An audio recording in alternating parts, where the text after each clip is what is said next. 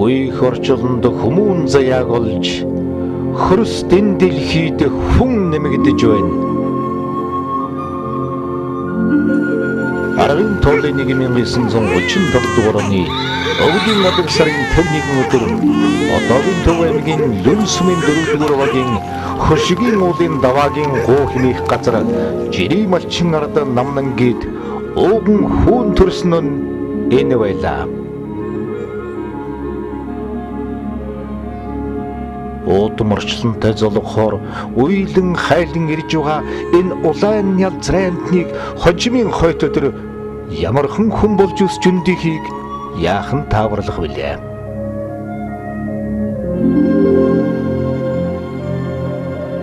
Энэ бяцхан амьтны унсан нутаг нь Лүн уулын хавьдж урвсан газар нь өндөр ширээд сумын буушинтын их бууцсан дох өвөлжөө байлаа.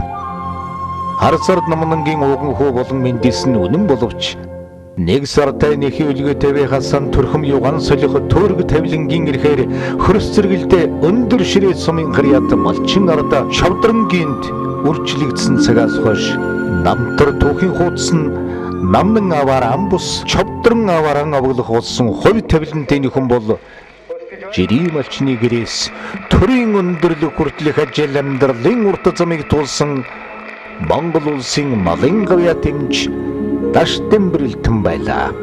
Намайг төрүүлэхэд манай нэг эмээ одоо их сайн барьж хүн байсан.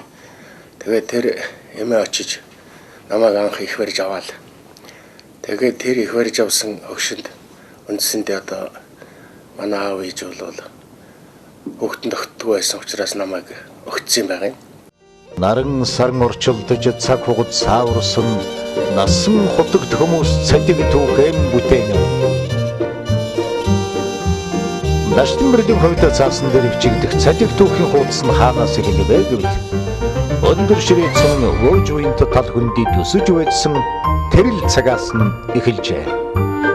Даш тэмбэрл багвалжир насаа малын бэлчээрт хурга шигтэй хөөцөлдөн аав ээжийн туслан мөр болон өнгөрүүлсээр 1945 дугаар онд өндөр ширээд сумын баг сургуульд орж ээжaalж 10 доктор бодож эрдэм номын их хайны хан анхны гараагаан эхэлжээ.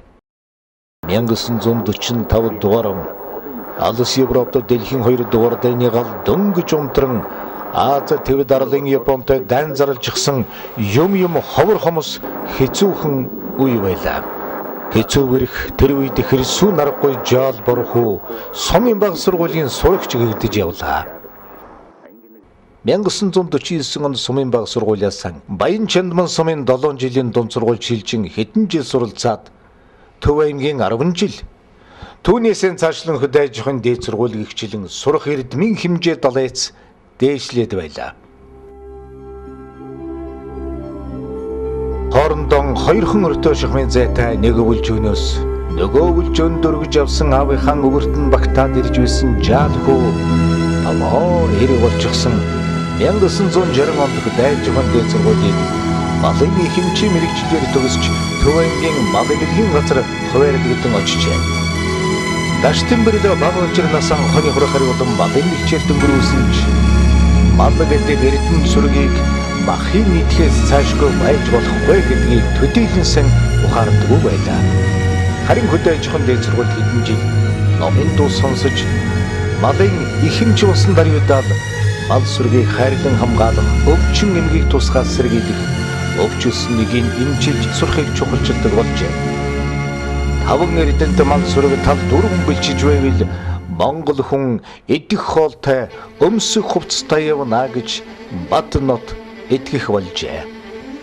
Тэгээд Төв аймгийн Баян Чандман суманд ажлынхаа гарааг эхэлж Баян Чандман сум замтын нэгдлэг гэж одоо их том нэгдэл байсан.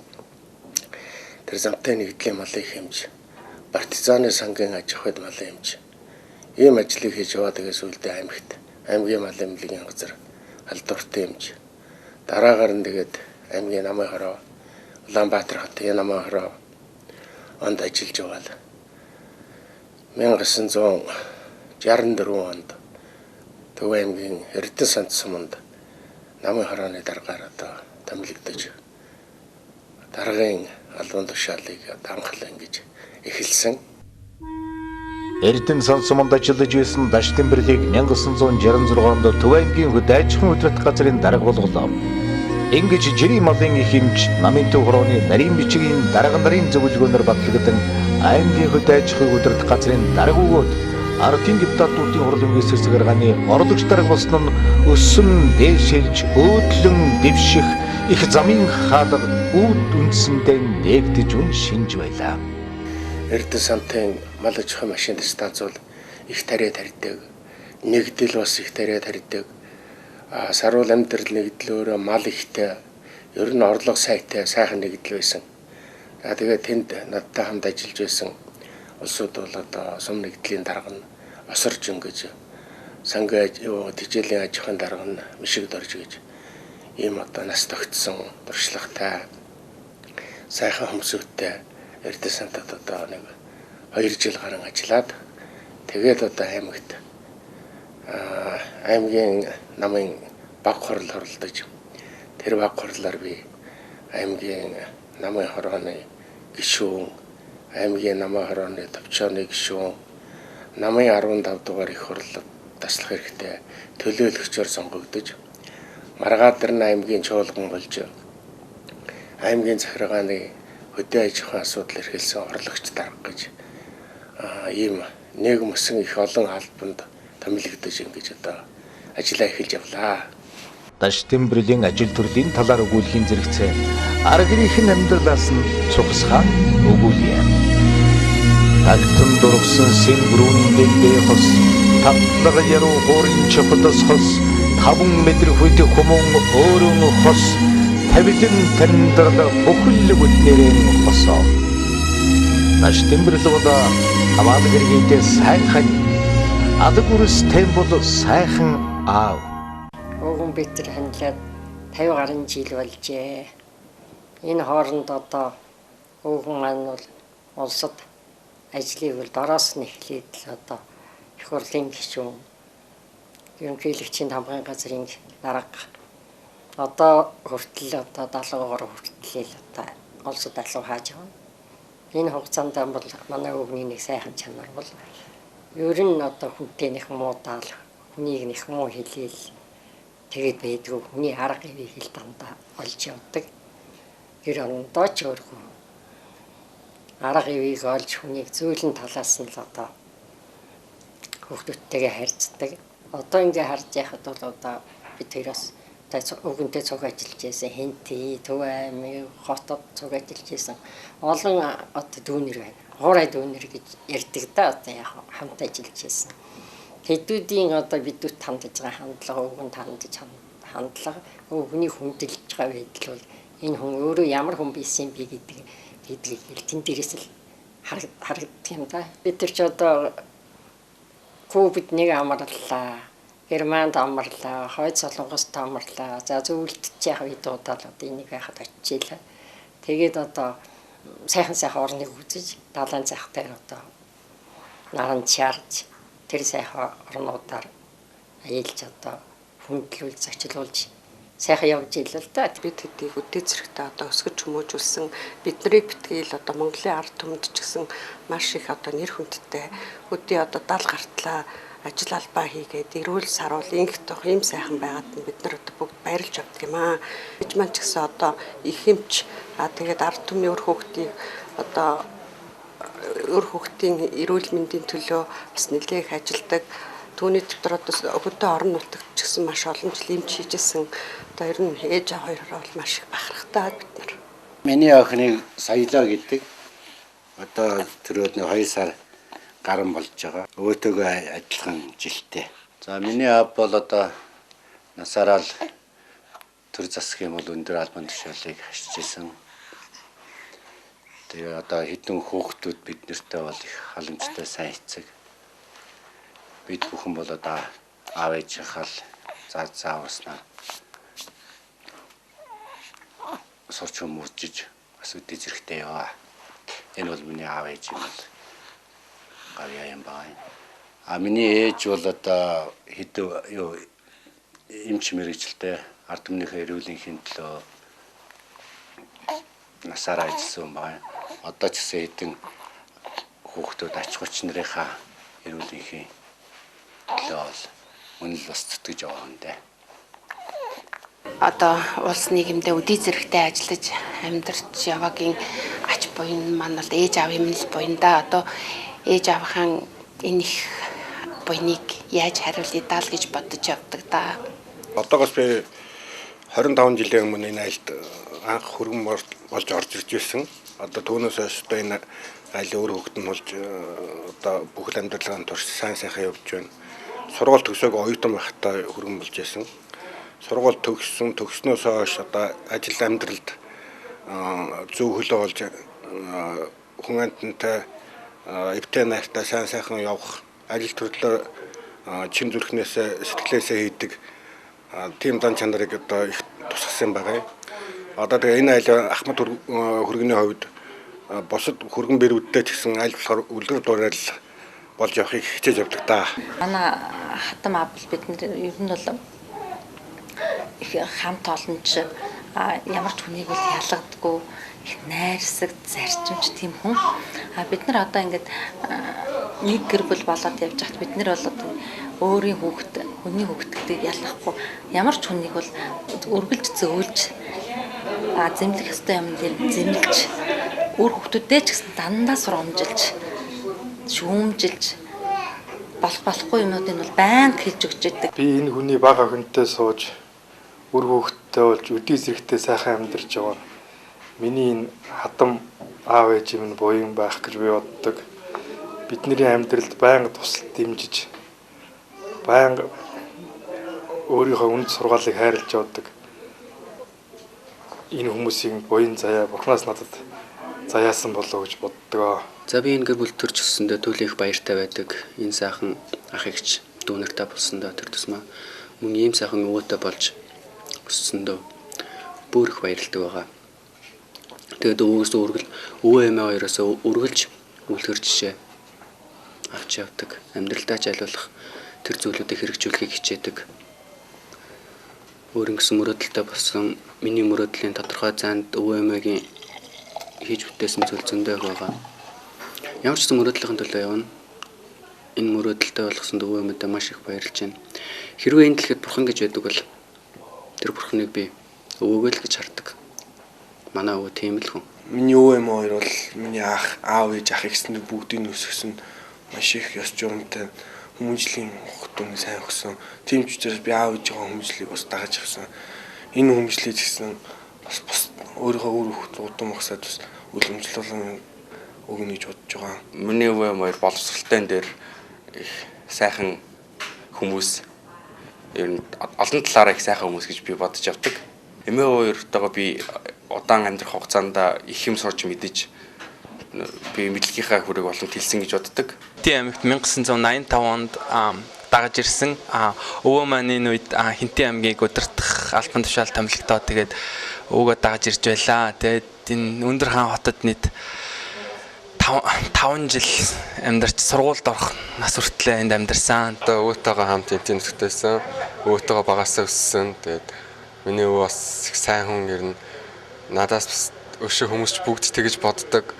Тийм болооч одоо болтол маш их хүндэтгэл, олонний хүндэтгэлийг хүлээсэн хүн байдаг. Би бол өөрөө бас хөдөөж хүн л дээ. Бас аавынхаа ажиллаж байсан орон нутаг төрийн захиргааны төв байгуулсан хөдөөж хүн.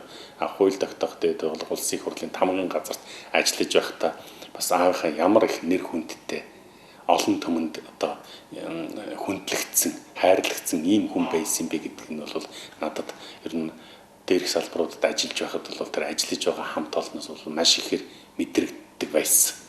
Би ихээс зовлуулаа миний дүүнэр одоо эрүүл тунг сайхан амьдарцгааж явнаа. Манай Стэмбэрл манай Чимэтлэмтэй гэрүүл болж манай өргөн хөө. Манай Стэмбэрл бол үнэнч өрөвчгөн сэтгэлтэй өндөр боловсралтай хөдөлмөрч хичээнгүй хүн. Эднийх гарын 5 хуруу шиг 5 амьд эрдэнэтэй байлаа.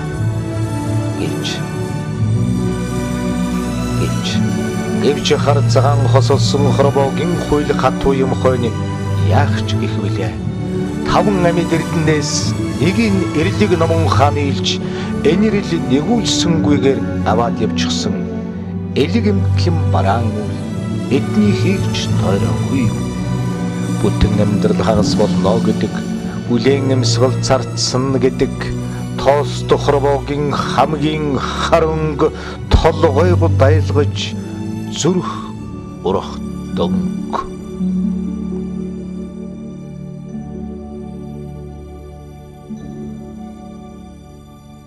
Хайр тавда эрүүлийн ад жаргалтай сайн амьдрахыг хүсье гэж халдцгаа надаг өнгө ихтэй суурьлаа.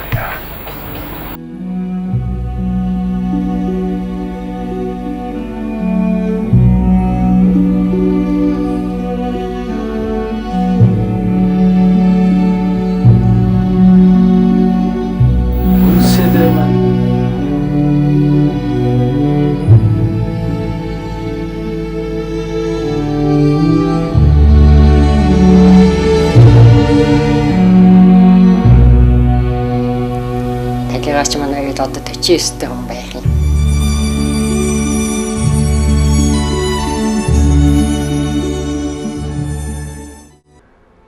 Даштэмбэрл 2 аавтай, 2 ээжтэй, 2 эмээтэй, 2 өвөөтэй хүн байлаа. Төрсөн аав ээж, эмээ өвөөнч, өргөн авч өсгөж хүмүүжүүлсэн аав ээж, эмээ өвөөнч аль аль нь тулхтай сайхан хөгшөд байжээ. Бид бол аав ээжээсээ дөрвүүлээ. Би 2 ахтай, 1 эрэгтэй дүүтэй ийм дөрвөлдөө явсан гамаа. За миний хамгийн том ах бол Дэстэмбэрл ах. За ах маань бол бидэнд одоо их өмг төшиг болдог. Зовх зүдрэх, баяр жаргал бүх зүйлийг хуваалцж зөөлж явдаг. Энд нь би бол маш их баярлж байдаг юм ахта. За манай хамгийн том ах бол Дэстэмбэрл. За би бол одоо хамгийн баг дүүн байгаа юм аа. За бид нэг манай хамгийн том ах бол үргэлж өдөртөн чиглүүлж ажил амьдралын бүхэл одоо нөхцөлд бидэнд заазуулж ингэж явдаг. Манай ах бол үнэхээр одоо сайхан хүн, мөн одоо сайхан сэтгэлтэй, хүнлэг ийм одоо даруу төлөв ийм хүн байгаамаа. За ах юм нь одоо энэ олон жил алуу хашиж өдий зэрэгтэй одоо энэ цол хэрэгэм хөртөж ингэж ирсэн явдалд бол түүний одоо хань манай одоо бэрэгч чимэдлэн мэгчийн одоо үүрэг оройл бол энд бас асар их нөлөө үзүүлсэн одоо байнга одоо хандаа төшиг тулгуурлаж явдаг гэдгийг би бас үргэлж санаж чимэдлэн мэгчтэй одоо бас баярлж явдаг юм аа. Тэр би нэг жижигхэн дуусамж ярих гэж бодож байна. Би их бага байсан 6-7 настай байсан болоо. Тэгэд манай ах бол одоо Төв аймгийн дараагаар ажиллаж байсан. Тэгээд бид бол одоо үе одоо тэдний гэрээр гэж айлчиж очдөг байсан. Манай ах бол одоо сайн удирдахч аж ахуйн ажлыг одоо жинхэнэ ёсоор нь хийдэг. Ажлыг бол удирдсан бол амжилтанд хүргэдэг.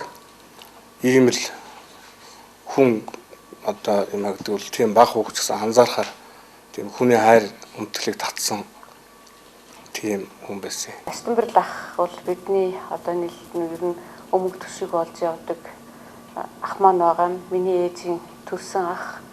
Тэгээд Дэстэмбэрл ахын маань гэр бүлийн хүн эмч хүн байдаг. Би өөрөө бас эмч хүн л дээ.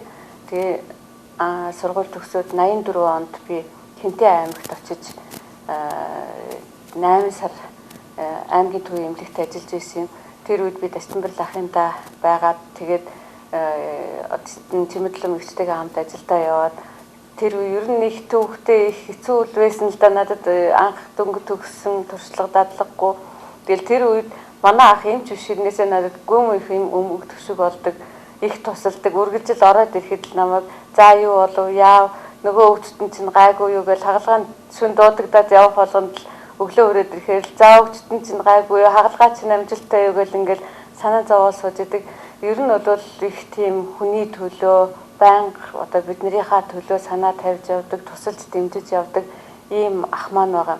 Манай одоо гэр бүл удам судрын дундаас бидэн дундаас ийм сайхан ах төрөөд өдий олон жил төрийн түшээ хийж энэ одоо их хүндтэй албыг өнөөдрийн өдрийг хүртэл нэр төртэй гүйцэтгэж одоо өнөөдөр бол уг нь тэтгэвртэй гараад бараг нуруугаа үрээд ач хугацаандаа хараад сууж явах хэвээр хүмүүс маань ингээд л бас л улс их орныхоо төлөө ингээд явж байгаа нь бол үнэхээр манай ахын их ирч хүчтэй одоо ийм их далайцтай байнга хүний төлөө явдаг, үнэн шударга явдаг. Энэ л зан чанар нь ахын маань өдөө хүртэл ингээд тэтгэвртэн цуулгахгүй л аваад явж байгаа юм шиг байгаа. Ах үтэр чинийг аяла хоёр өргөмөл л дөө. Манай ээж аав хоёр л одоо ах үтэрийг эрдэм намтай хүн болгох гэж энэ хаал явна хамт явдаг. Хот бол хот, аймаг бол аймаг. Ингэж явж бид нарыг одоо эрдэм боловсралтай болгосон. За одоо манай ах бол эрдэм боловсрал мэдлэгтэй одоо хүнлэг би бол ахыгаа их шүтэж биширч явдаг. Одоо нэг бас миний шүтэх миний ээж аав ах гурвын нэг ах усан зураг байгаа шүү дээ үзсэн. Тэр гурван зураг бол одоо манай шүтэн болж явдаг. Шашин төрийн томоохон зүтгэлдэн даалам цэрэн чимэд эдний ойрын хамаатан бүр тодруулан хэлбэл даш тэмбэрлийн ээж чой дэмчигийн нагц ах хүн байжээ. Тэрээр 1906-аас 1911-р он хүртэл их шивийн даалам 1911-р оноос богдын засгийн газрын дотоод хэргийг бүгд захиран шийдгэх яамны тэргүүн сайдын албыг хашиж явсан түүхтэй хүн байлаа. Дотоод яамны тэргүүн сайд чин сүжигтэй даалам цэрэн чимэд баруун хязгаарыг элбэн тохиноолох сайдаар томилгодон явж байх замдаа зуурдаар насан эцэлжээ. Цэрэн чимэд ламтан зориулан босгосон гэрэлт хөшөө Овс аймгийн Хэрэг сумын нутагт одоо ч бий билээ. За ер нь дашгийн бэлгүйхэн бол удмаараа Монголын төр зүтгэж гавь болж явсан улс. За нэг жишээ хэлэхэд 1911 оны үндэсний эрхчлөөний хувьсгалын гол удирдагчдын нэг даалам цэрэн чимэд хэмээх энэ зүтгэлтэн бол дашгийн бэлгүйн эмиг ээжийн одоо төрсэн ах нь байгаа. Даалам цэрэн чимэд бол 1911 оны 12 дугаар сарын 29-нд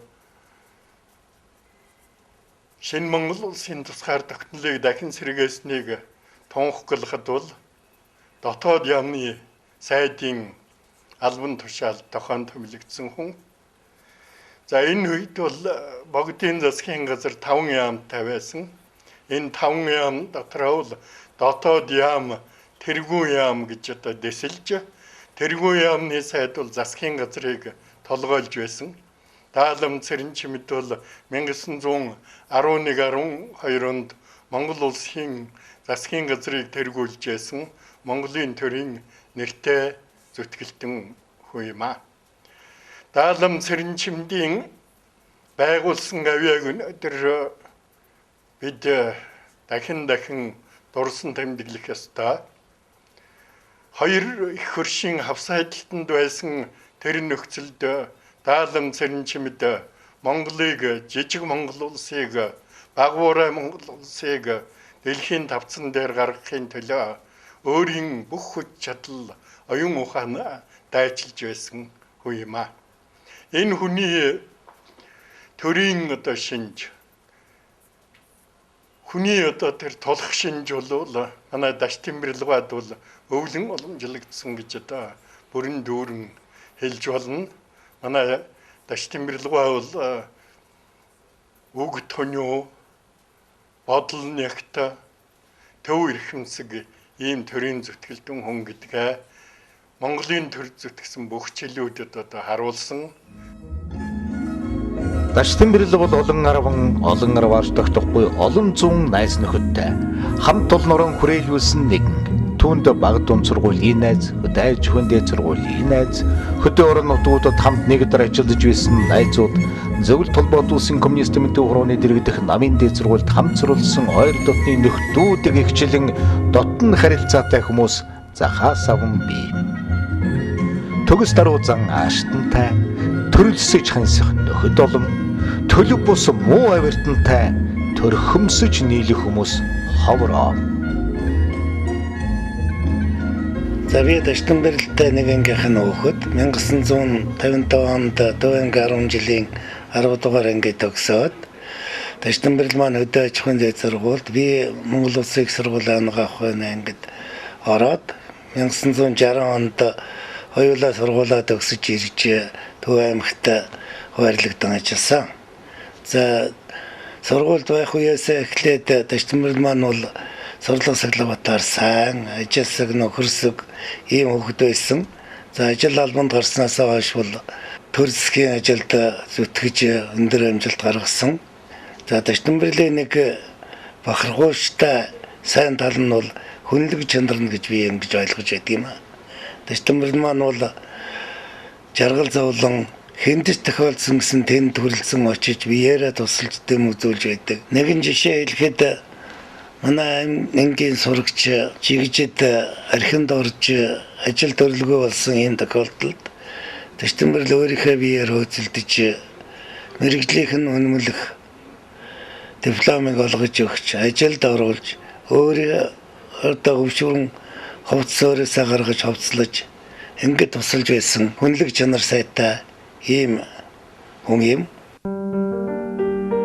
Ураг молмодны мөчр бүхийсэн жимстэй тэмдэг, уран эгшигт тогос шувуу номхон нь үд сайны тэмдэг, ухаан тагт морд номхон нь шамдастай тэмдэг, угийн сайн чанарт дээдэс номхон нь мэрэгний тэмдэг гэсэн суут дуун хөрвүүлэгчийн яруу сайхан шүлэгний түүн лүгэдэл Таштанбэрл байгууллага хамтолондоо хүндтэй ер нь бусдаар өөрийн хүрээлүүлсэн бурханлаг нэгэн хүний сэтгэлийг татаж хүмүүсээр хүрээлэгдсэн хүн болоод ч тэрээр Монгол улсын нэгэн томоохон аймгийн дараагаар тохон томилогдож байлаа. Аймгийн дарга Жамсаргай намайг албан өрөөндөө дуудуулсан байлаа. 1974 оны 5 дугаар сарын 16-ны өдөр байсан юм билээ.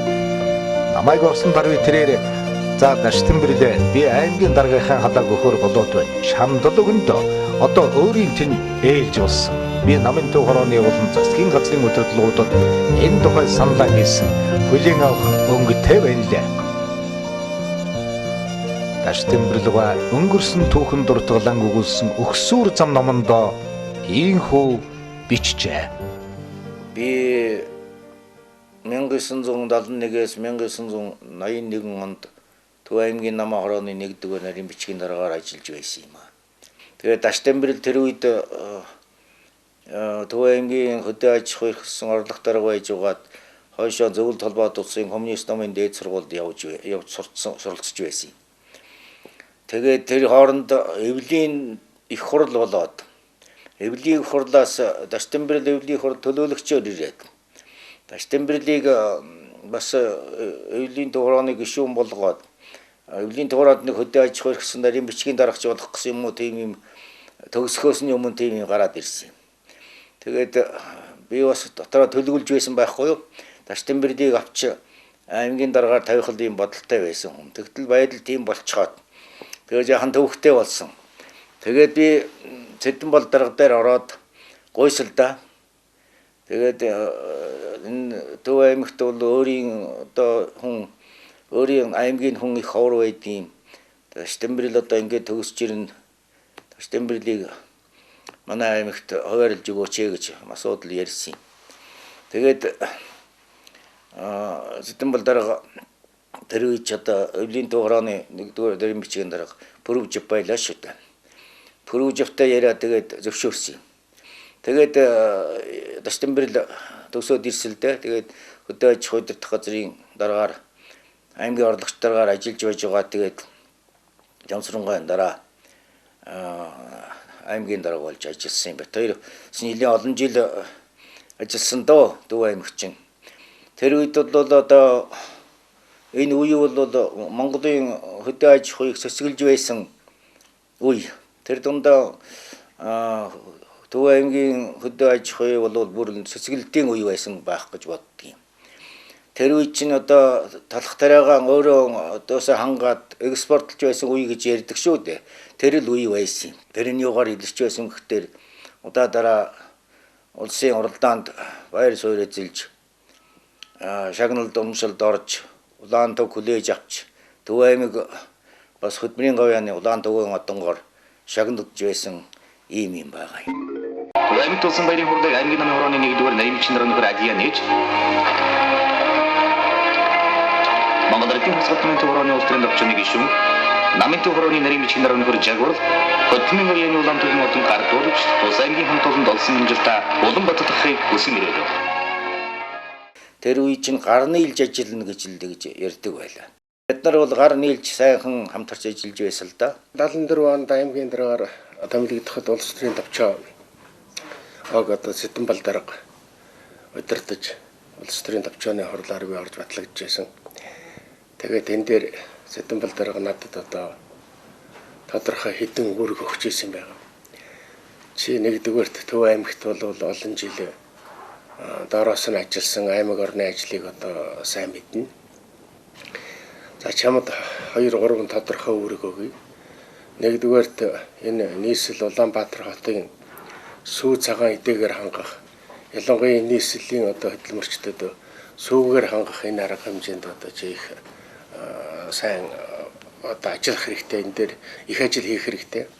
Хоёрдугаарт танай Төв аймгийнхан энэ Улаанбаатар хотын захаар хот хөдөө хосолсон, засаг захиргаа завсардсан иймэрхүү одоо хүмүүс их байдаг. Энэ улсуудыг одоо чи сайн эмхэл зэгцэлж журамлж авах хэрэгтэй гэж ингэж одоо ийм үүрэг надад даалгаж байсан. Тэгээ ер нь манай Төв аймаг бол үйлдвэрлэхтэй сум их олонтой Монгол улсын хамгийн олон сумтай аймаг бол одоо Төв аймаг.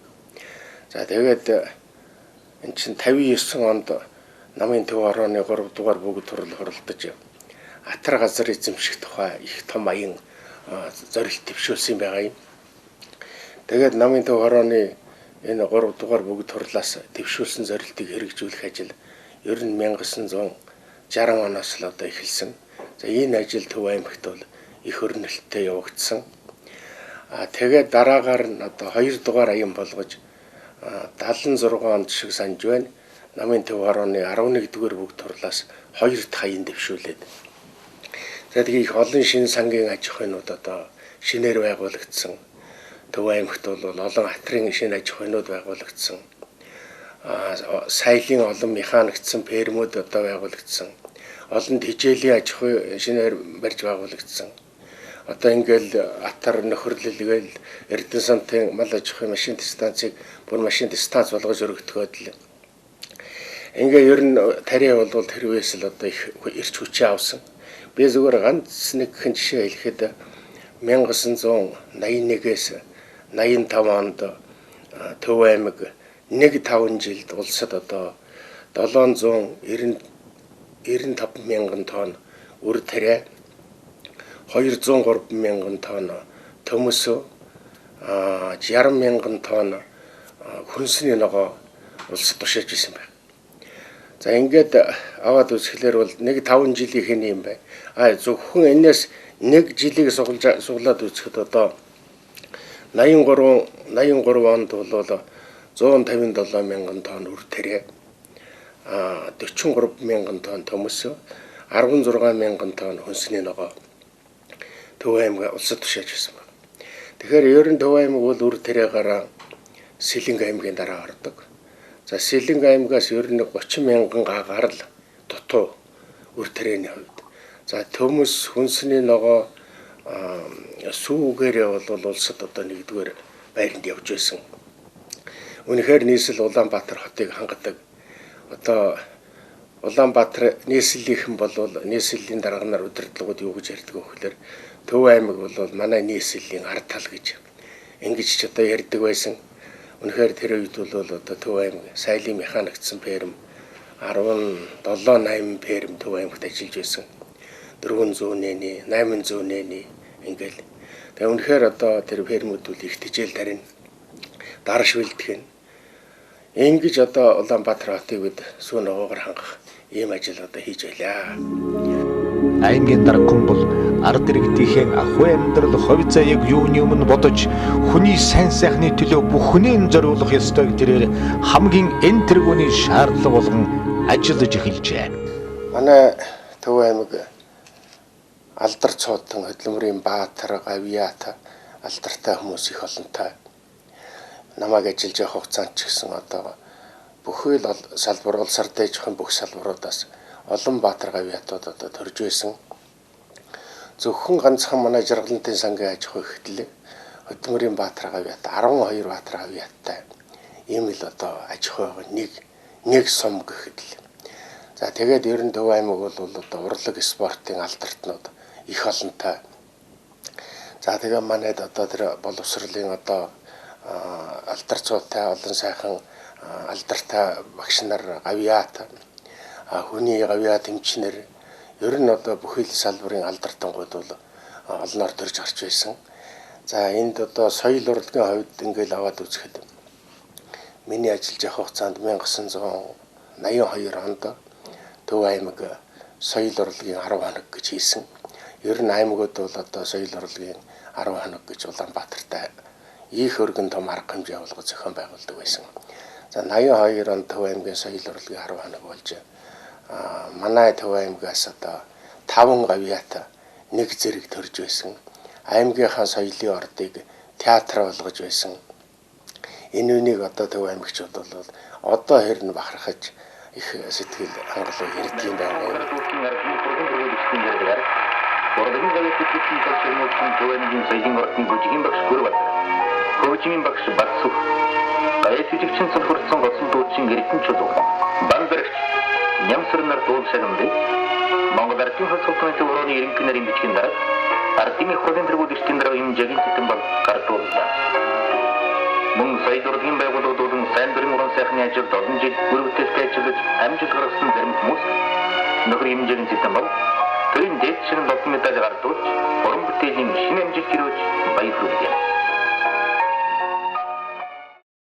Даштанбар дарга аймгийн 23 хүний үрэлдүнтэй соёлын ордныг 70 хүний үрэлдүнтэй мэрэгжлийн урлагийн байгууллага хөгжим драмын театр болох асуудлыг санаа ашиглаж төр засгийн шийдвэрийг гаргуулж одоо манай театр өнөө хүртэл амжилттай ажиллаж байна. За анх одоо бид тэр аймгийн соёлын ордонд ороод 1982 онд соёл урлагийн 10 хоног болоход бид хоёр чинь одоо алтан гадас содон за хөдөлмөрийн хүнд медаль тэрийн дээд шагналуудаар шагнагдж байсан. Ингээд энэ хүний одоо бүтээл одоо тэр сэтгэл бүхнээр одоо бид бахархаж явдаг аа. Бидний бол одоо гарын минь ганцганд хөлийн мэндэрэн дэргэж өдий зэрэгтэй одоо амжилтанд хүргэсэн. Аймгийнхаа одоо соёл урлагийн талаар бол байнга анхаарал тавьж ер нь ямар төвшөнд явна те одоо театр маань ер нь ямар байна энэ театрт маань одоо ямар урлагийн хүмүүс өнөөдөр одоо бас ямар хэмжээнд ажиллаж байна гэдэг талаар байнга анхаарч явдаг ийм одоо урлагт өөрөөр хэлбэл урлагт их сэтгэлтэй л үндэ. Тэгэл одоо энэ аймгийн төвдөр чинь энэ зоогийн газар, кино театр, холбооны газар, энэ 60 айлын орон сууц гэдэг энэ бүх барилга байшингууд чи яг 83 оны угтаж энэ Даштанбар даргын одоо хөөцөлдгөөгөөр тэр үед чи хөрөнгө оруулалт хөөцөлдөн гэдэг бол бас их амаргүй ажил байсан юм шиг байна. Энэ бүх барилга байшингууд чи тэр үед хийгдсэн Даштанбар дарга үед. Даштанбар дарга чи өөрөө их дээгүүр сүрхий ажил хөөцөлдөн их юм бүтээн. Тэгээд тэр нь одоо ажил болж энэ аймагтаа үлдсэн. Хүний өнөөцийг одоо хөгжүүлэх, түүний чадварыг дээшлүүлэх, эрүүл мэндийн салбарын одоо барилга байгууламжийг шинчилж одоо проектын дагуу болгох, мэрэгжил мэдлэгийг ахиулах, тоног төхөөрөмжөөр хангах, одоо энэ хөрөнгө оруулалтыг нэмэгдүүлэхэд Даштанбар дарга бол одоо миний ажилласан энэ Даштанбар даргатай хамт ажилласан хугацаанд одоо сумын 10 гаруй эмнэлгийг шинээр бариулсан. Яйцлын барилгуудыг шинчилж бариулж байсан. Тоног төхөөрөмжүүдийг шинчилж байсан. Тэгээ эмнэлгийн боловсон хүчнийг хөгжүүлэхэд бас хөв нэмэр оруулсан. Тэгээ бүр одоо яаралтай тусламж нүүдлийн амбултор гээд 90 гаруй машинтай хүртэл одоо болгож байлаа. Тэгээ нүүдлийн амбултор гэхэд 7 машинтай одоо 20 гаруй хүн мэрэгжлүүд явж одоо сумын бүх иргэдийг үзэж одоо эмчилгээ онцлогоо уншилж эмчилж тэрийг заах. Тэгээ суур төрч ажиллах одоо хүрч үйлчлэх одоо тийм арга хэмжээнүүдийг зохион байгуулахад одоо их үнэтэй хувь нэмэр оруулж Төв аймгийн эрүүл мэндийн салбар тэр хүү одоо энэ потенциалаараа өнөөдрийг хүртэл одоо энэ зах зээлийн одоо шилжилтийн үеийн бэрхшээлтэй энэ 10 хэдэн жилийг тоолоход тэр үеийн тавигдсан эхлэл суурь одоо өнөөдөр ингэж хэрэг болж байгаа. 74 оноос эхлээд одоо Дашдимбэр дарга аймгийн дарга болсноос хойш сургууль цэцэрлэгийн барилгыг дээр онцгой анхаар тавьж хүүхдийн төлөв анхаарч ижсэн үр дүнд 1985 он гэхэд сургуулиудын одоо богсомтын сургуулиудын 2 ос бусд сургууль нь сумын сургууль стандартын барилгатай мөн цэцэрлэг мөн тийм барилгатай босоо энд одоо Дашдимбэр дарга оруулсан хувь нэмэр их гэж ингэж үздэг. Би одоо арга хэмжээ авахд хүртэл шахаж байсан. Ягаад гэвэл төс бор муу зарсан гэж. Хүүхдийг өлсгөлөө. Хамгийн тарган мах авчиг, хамгийн чанартай гурил авчиг гэж ингэж одоо намайг төсөө хоолномог үлдээдэ гэж ингэж зэмлж байсан. Энэ бол үнэхээр хүүхдийн төлөө анхаарч байгаагийн нэг илэрлэг гэж би боддог юм аа. Дашдимбэр дарга юу гэсэн мэт гомбожуудаар загсан байгаа юм. Аймгийн захиргаанд одоо он удаан жил ажилласан эцсийн даргаваа нэг сууцны дадаар одоо бодж өгөөрэй. Мөн дорчоодм гэдэг дорчоодм гэдэг аж ахуйн эцсийн дарга энэ нэг одоо энэ хүнд бас хувьсгал тэмцлийн ахмад зүтгэлтэн гэдэг тэр том шагналыг ойлгоч талаас анхаарч үзээрэй гэж ингэж захиж байсан. Тэрэнд одоо би баг нүдний жимс гарч байсан. Тэгээ би ямар миний ахтай хамаатай садан байгаа вэ?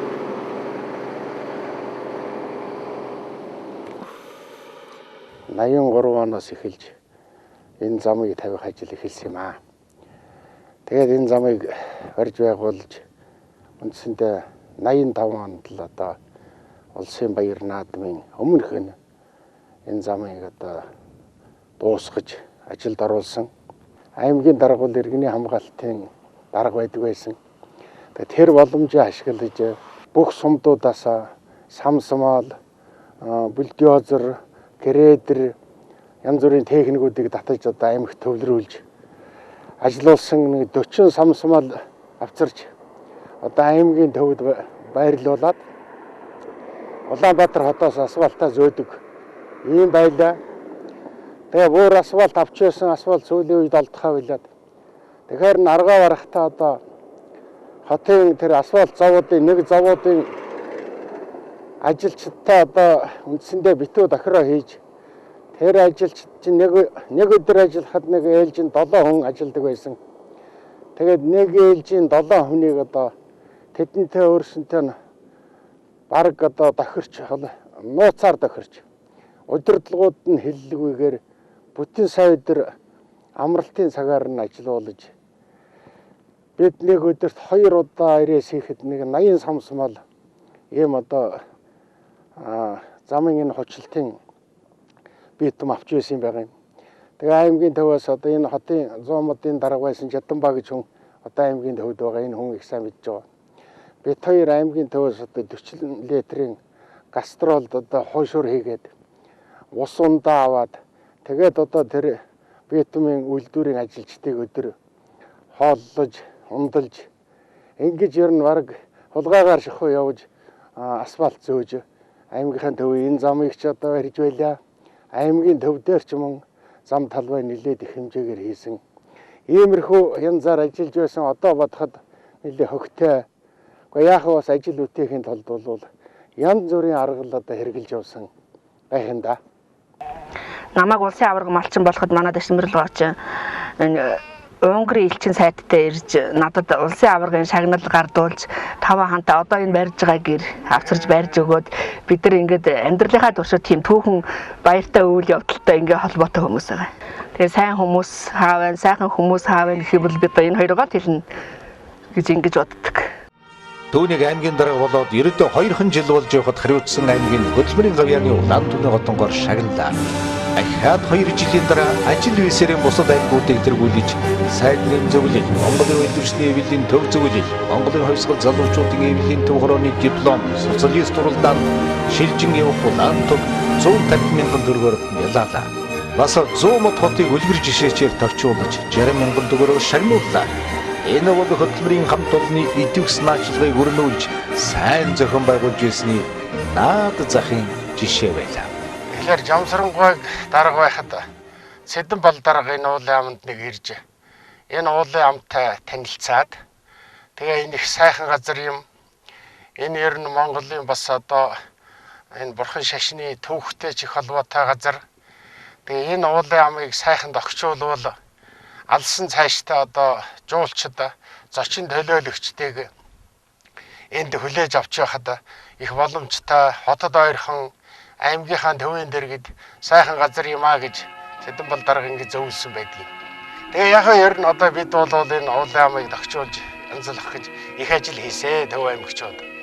Энэ урд зам чинь бол зүгээр нэг ганцхан одоо 69 чүвэ явдаг ийм л одоо зам байсан, жим зам байсан. За энэ Мангичрын хийд чинь одоо их том хийд байсан төвхтэй. Тэгээ энэ хийдийн одоо хуучин зураг төслийн үзэж байж энэ Сэрүү лаврин гэж одоо энэ лаврингийн одоо сэргээж яг дээр үе дээр байсан байдлаар нь одоо энэ хойд ингэрт бариулсан. Одоо энэ улсуудын их үзмэрийн их сайхан газар болоод байгаа юм. Тэгээ энд одоо зөвхөн энэ 100 модны энэ гол чинь одоо ингээд энэ хойд уулан дээгүүр одоо давж урсаж гарч ирдэг. Тэгэхээр энэ уулны одоо юуг нь ашиглаад тэр уулын ингэрт одоо тэр голоос нь турбагаар нааш нь ус гүйлгээд тэгээд энэ турбаныхаа үзүүрийг бөглөөд одоо энд ингээд хэдэн дөх гаргацсан. Тэгэхээр зум болоод энд чинь одоо жигтэй сайхан пантонор гэж байдаг. За тэгээ ер нь энэ уулын амыг ингээд одоо эн чинь хоолны газар үйлчилгээний олон одоо юунууд барьж байгууллаа. Үе үеийн дарга нар бас энд хөшөөдлөмрөө өгч зохион байгуулж олон юмнууд байгуулсан. Одоо сүүлд энд бол бас жуулчны вааз байгуулагдаад ингээд ажиллаж байна. Тий. Манчир туур гэж одоо жуулчны вааз байгуулагдаад. Тэгээ энд бол одоо их олон хүн ирдэг. Ер нь одоо дэх нь бол энэ зарим үед биднийг энэ уулын амыг тогтчуулаад энэ музейг байгуулад ингээд нээцснээс хойш бол энд чинь одоо өдөртөө 30-аас 40 автобус одоо ирж байсан ч удаа бий. Одоо жуулчд голцох хоёр нь за тэгээ Улаанбаатараас бол нийслэлийн иргэд хөдөлмөрчд сургуулийн хүүхдүүд маш их олон хүн ирнэ. Манай аймгийнхан ч гэсэн одоо нааш их ирдэг. Эндээ ирж амардаг, цэнгдэг нэг ийм сайхан газар ер нь ч одоо байгалийн тогтцоороо бол үнэхээр гайхамшигтай ийм сайхан газар. Энэ ч одоо их бугтай байлаа. Энд ирээл одоо ингээд зочингээ чи хөлөөж авч явах чинь тэр баруун тэр одоо налгар сайхан тэр ингэр дээгүүр тэр зүүн ингэрээр эн чи ингээ бууг ирээд налайчихсан. Тэгэл хаашаач харсан ер нь үнэхээр гайхалтай. Ийм сайхан газар байгаа юм л да. Манай оронд ажил хийсэн гадаадын нэр хүндтэй том төлөөлөгчдийг хүлээн авч үйлчлэх газар нутаг Монгол үндэсний ёс уламжлалаас үзүүлэх ажлуудад хотод хамгийн орой байдаг Даштимбэрэл даргад оногдох нь гадаад хэргийн яамны ёс улсын хэдсийн даргын ажлыг давхар хийгээд байх шиг санагдана. Тершково, Герман Титов хоёр Монголд айлчилж байсан. Төв аймагт ирэх ёстой байсан. Төв аймгийн төв дээр нэг аялаар оруулах. Тэгэхээр тэр аялал нь бол тэр гэр бараа байрлал бас юм л одоо судлаа гэж хилцсэн аюулаас хамгаалах хилцс гэж байсан хилцсийнхний ажилчдын байр. Тэр игэнсэн олон гэрүүдийн нэг захт нь нэг сайхан гэртэй нэг аялал. Тэр аялаар оруулах тэр хилцсэн ажилтных юм байл л. Ингээ үлдээд ер нь тентнэд оруулна гэдэг ингэсэн байсан чинь өнөө тэр гэр бүлийн хүн урагшаа говь руу ажиллаар явцсан чинь ирдэггүй. Айгуул ер нь одоо маргааш өнөөдөр ирэх өнөөш нь ирэхгүй шиг байна гэсэн юм байдал тулаад өөр газар айлаа соёлыг ихтэй зэрэг одоо цаг толцсон бас боломж муутай. Тэгээд одоо над ямар өөргөө гэсэн бөхтэй зэрэг.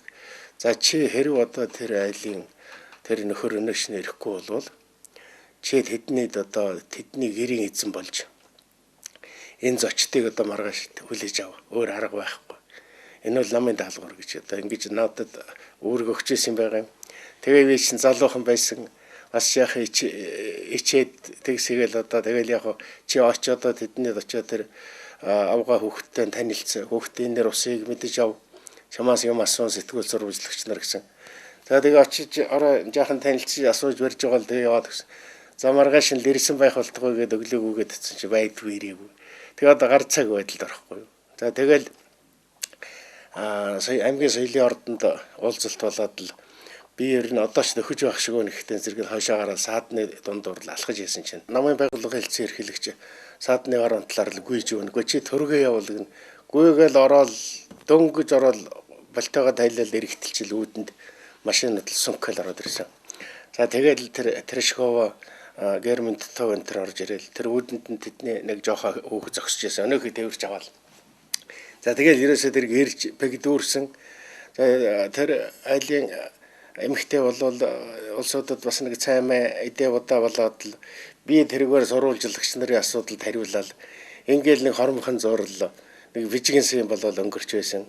Нэг юм тэгээ дараа нь сонд энэ зочид намын хорооны ажилтнанд Аштан Берлинд зочлоо. Охинтой зургаан татууллаа гэдэг сонд гарцсан байсан. Тэгээ тэр үед би дараа нь нэрээ жимтлэмд үзүүлж өгөрчл байсан. Одоо ийм боллоо гэж. Монголд одоо ирсэн олон том зочдыг өдөөдөө явуулахад Төв аймаг бол их үүрэг гүйцэтгэдэг. Олон зочин хүлээж авч байсан.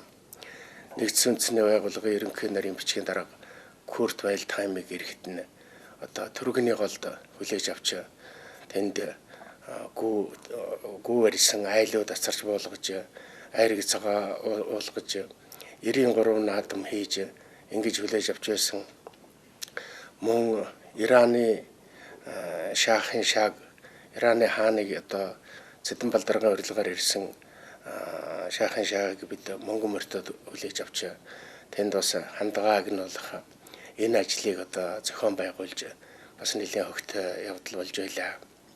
Нэг өдөр сайд нарын зөвлөл дээр дуудаж гин гэсэн өрөөд ицсэн цэгмд дарга сайд нарын зөвлөлийн орлогч дарга цэгмдгаа хүлээж аваад тэгээ надад ийм үүрэг өгчээсэн. За чамд одоо сайд нарын зөвлөлийн нэрийн өмнөөс ийм нэг одоо даалгавар өгнө Аштан Берлингч.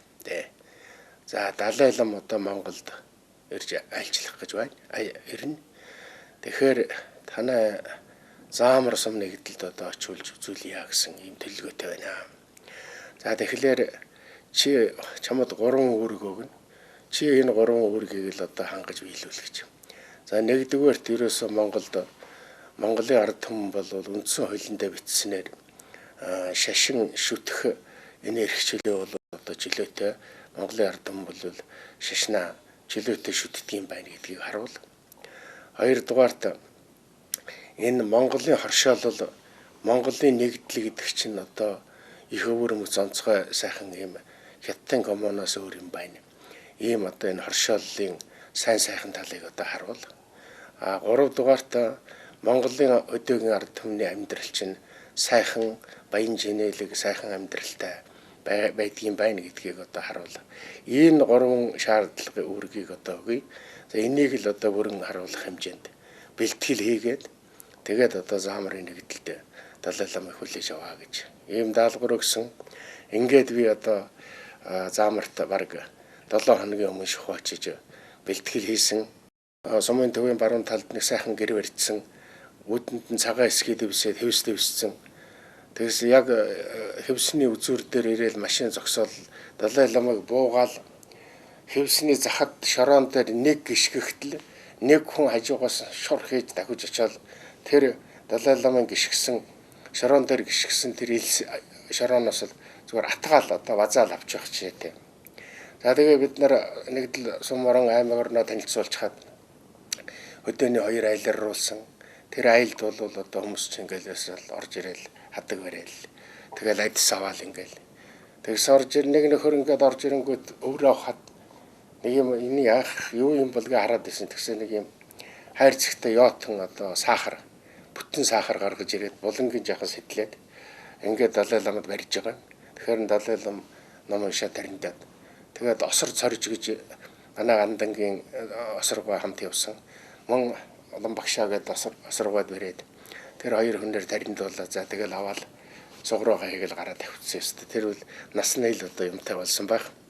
За тэр хүлээж авсан 2 айлд очсон юмдаг 2 айлуудад одоо ингээд ийм багц тэвэр хадаг Далай ламд одоо зогссон. Тэр хадгийг ингэж ороож яваад нэгээр нь ороогоод тэгээд нэг айлын багнаас нь уяад за энийг намайг авсан тооцоорой та нар гэдэг. Тэр дотроос ганцхан ширхэг хадаг өөрөө аваад бусдыг бүгдийг ингэж ороогоод нэгээр нь уяад багнаас нь уяад орхицсан. Нэг айлд нь бол цагаан ортой айл байсан. Цагаан орны толгойноос нь уяад орхицсан. Бодвол тэр хоёр айл ёстой одоо жинхэнэ нэг үнэнхүү сэтгэл нь ханж нэг сайн сайхан болсон байхаа гэж боддог юм аа. Энд ч малчид хөдөлмөрштэй уулзаж, тэнд ч гадаадын зочлуулөгчдийг хүлээн авч аймгийн ажил, төрийн ажил хоёрыг алилийн хослуулж явсны ганцхан жишээ энэ билээ. 1985 оны намар цаг байлаа. Тарай гурвалтын ажил хийдэг уулзаж, аймгийн дарга амрах завгүй байсан үед намын төв хорооны нарийн бичгийн дарга намсраа дууджээ. Яваад очтол Төв аймгийг төвөг ширэгдлэг удирдах ирсэнд нь баяр хүргэе. Харин одоо хан хэмтийн ажлыг сайжруулах хариуцлагатай албан томилсноо дуулгажээ. Төв аймгийн даргаар 12 жил ажилласан хүн баг юм. Аймгийн орлогчоор 6 жил. Ер нь Төв аймгийн дарга орлогчоор 18 жил ажилласан. Тэгээд би одоо Хэнтэй аймагт томилогдохоор болоод ингээ явах болсон. Манай жолооч одоо миний тэр томилтыг дуулчихад надад уурлаад та одоо ер нь хөдөө ажиллаж үзээгүй ш. Хэрвээ явах л байсан бол хотлоор болоо үз. Ямар амаа хийж хинтээ явж байгаа юм гэж хүртэл өнөөгч уурлаад би тэгээд хэлжсэн байх. Чи би өөрийгөө мэддэг юм уу? Энд чи намын төв ороо улс төрийн товчоо томилоод явуулж байхад чинь одоо чи ойлгооч гэж хүртэл хэлж байсан. Тэгээ манай аригчаа дарга одоо их сайхан хүн байгаа надад их тусалдаг байсан. Энэ улс төрийн товчооны гишүүн сайд нарын зөвлөлийн 1-р орлого дараа. Тэгээд дарагчаа дарга өрөөнд нь би ороод за даргаа би одоо ингээд хинтээ явахлаа даа гэдэг ингэсэн чинь тийм ээ тийм. Энийхөө сайн ажиллаарай. Тэгээд надад ингэж хэлсэн. За чиний өмнө ажиллаж байсан 2 хүн хоёулаа бие муутай улсууд байж байгаад жахан таагүй юм болсон юм аа. Миний хөө бол одоо сайн ажиллаарай гэж. Тэгээ би дотроо юу гэж бодож байсан хүлээр намайг бас нэг сэтгэлдээ нэг юм бодож яваа болов гэж бодсон болов хөрхи аригчаа дараа. Тэгээ миний сэтгэлийг одоо сайлгаж байгаа юм байх та гэж ингэж бодож байж үлээ. Тэгэл одоо хинтээд очисон доо. Манай Төв аймгийнхан тэр дундаа надтай олон жил хамт ажиллаж байсан нөхдүүд бол дотроо бол жаахан сэтгэл онцгор байсан шиг байна лээ. Ялангуяа аймгийн захиргааныхан одоо харин ярьдаг. Таныг явахад бид нар бас хийвгүй. Үндэ их дургүй байсан. Одоо тэгээ яа их вэ? Даалгавар юм чинь л гэж бодож байсан гэж. Ингэж ярьдгийн. За тэгээ би яг энэ төрөө явуулаад эхлээд машинаар нэг явсал да. Тэгсэн чинь зүүн талын сумынхан цөмөөрөө дагад дахиад одоо ингээл Эрдэнэ сум, Баян дэлгэр ингээд одоо энэ зүүн талын хэдэн сум Мөнгө мортынхан энэ цөмөрдсөн дагад дахиад би одоо та нар одоо боц одоо юу хөө би ч одоо ингээл яваад өгөө гэсэн чинь ерөөсөө буцаж өгөхгүй дагаж бишгэн сарваад орой өвдөш хэрлэнгийн голыг гараад хэрлэн голын цаатлын тэр голын хавтгай ширгэн дээр очиж зогсоод тэгээ надад ингэж хэлж ийсэн. За хэрлэн голыг алхуулж өглөө Хэнтээ аймгийн нутагт оруулж өглөө сайн яваарай сайн ажиллаарай гэж ингэж хэлцгаагаа тэгээд одоо тэндээс буцаж ирсэн би тэгээ бас тэрэнд нэг баярлдаг байсан байхгүй баярлж байсан байхгүй.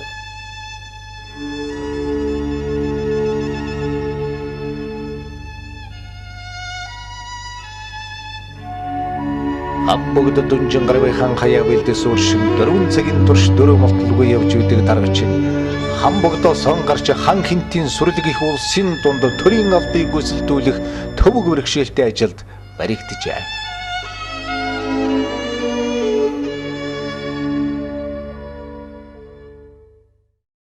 Манай дарга ер нь бол гаргаж болох олон шийдвэрээс бодож цэгнж ягаад үзэж судалж ягаад хамгийн оновчтойг нь сонгож гаргаж чаддаг гэж би ингэж боддөг юм.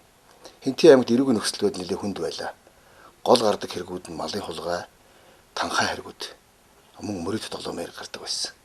Гэвч малын хулгай хэрэг нь болохоор зэрэг бүр их хэмжээнд хүрсэн учраас, илэрсэн илрээгүй маш их хэмжээнд хүрсэн учраас Хэнтээ аймгийн мал өс төлөвлөгөөнд хүртэл ямар нэг хэмжээг нөлөөлж ийн гэж ингэж ойлгоод ингэж дүгнээд тэгээд Хэнтээ аймагт малын хулгайд тэмцэх нэгдсэн арга хэмжээг Улаанбаатар хотод байгаа цагдаагийн анги байгууллагууд, ойрол зэрэгэлдээ ангиуд, мөн Хэнтээ аймгийн зөгтөн зэрэглэх анги, түнчлэг Хэнтээ аймгийн төр захиргааны бүх байгууллага, сум орон нутгийн удирдлага бүх алба багштай малчдыг хүртэл оролцуулж ингэж далаастай зохион байгуулж байсан. Нийслэг тэргээр хүртэл нисч малын хулгай хэрэгүүлэг хийдэг байсан. Энэний үр дүнд бол малын хулгай хэрэг нэг хэсэгтээ багасж одоо мал ус төлөвлөгөөнд хүртэл нөлөөлж ирсэн гэж ингэж хөдөлмөрчд олон түмэн үнэт өгнөд юм аа. За түүнчлэн хэнтийн хойчин зундуудаар мөн мөрөдө тоглодог. Тоглоом нь бол 100 намартаа үндсэн ажлаа хийхгүй болтол их тоглодог байсан гэж ярьдаг. Энэ үед бол Хэнтийн аймагт хамгийн их тоглодог байсан дадал суманд нь манай Дашдмэрэл дарга аймгийн нам орон товчоог авч хуралдуулж бидний ажил дэм болж анхаарал санамж өгч тодорхой шийдвэр гаргаж ирснийг одоо санахад их сайхан байдаг. Бодиттой ажилд бодиттой шийдвэр гаргаж өөрөө бодиттой оролцдог юм байсан. Аймгийн тогтчдын асуудал их хүнд байсан да. Хэнтийн аймаг ер нь бол навсгар дуухан тогтчлт муутай юм аймаг байсан.